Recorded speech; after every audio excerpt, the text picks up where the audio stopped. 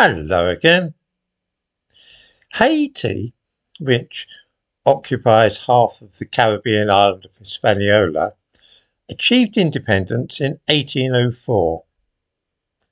Since then, it has lurched from one dictatorship to another, interspersed with civil wars and massacres and the occasional intervention from the United States to build roads and bridges for the people living there.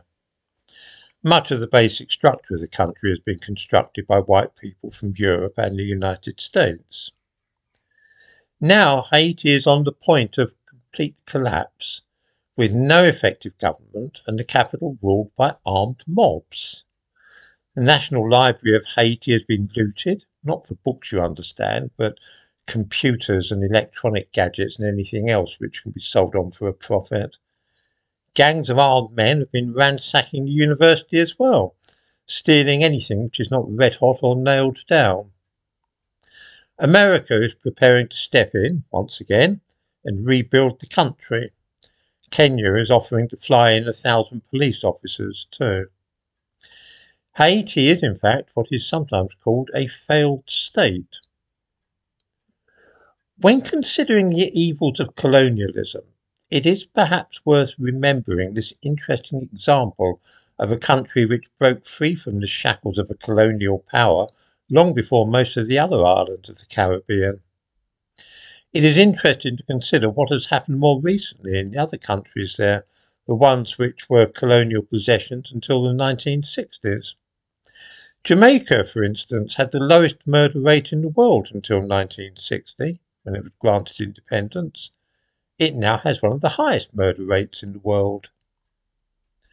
Is this coincidental, or is there a direct connection between the end of white rule and 60 years of self-government which brought the country to this pass? Does this have any connection with the way of life of some people of Jamaican ancestry now living in Britain?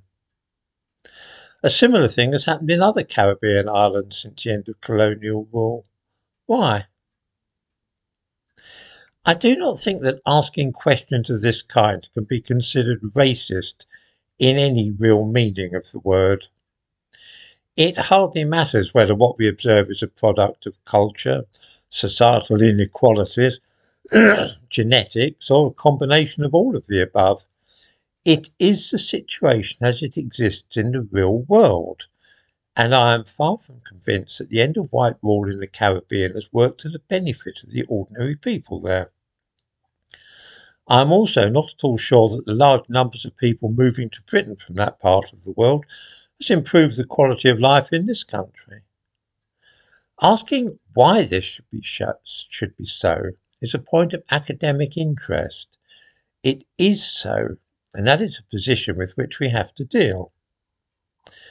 In Haiti, these citizens have hit upon what they see as a good way of coping with the collapse of their society. They have been flocking to voodoo meetings. Some viewers may be aware that in much of the Caribbean there remains a fairly strong tradition of West African religions brought over on the slave ships. In Jamaica there is Obeah. In the small island of Grenada it is called Shango, after the Yoruba thunder god. And of course in Haiti it's known as voodoo. In the description to this video I give a link to an African news site which details the rise of voodoo in Haiti since the current crisis began as a way for people to cope with the disaster engulfing their country. I feel compelled to remark that the best way of averting a civil war is probably not to sacrifice chickens and goats to the gods of West Africa, but that some more practical steps might be preferable. It is not at all clear to me that Haiti is in a better state now than it would have been had the French maintained control of that part of Hispaniola, and that perhaps independence in 1804 was not the best thing which ever happened to the people living there.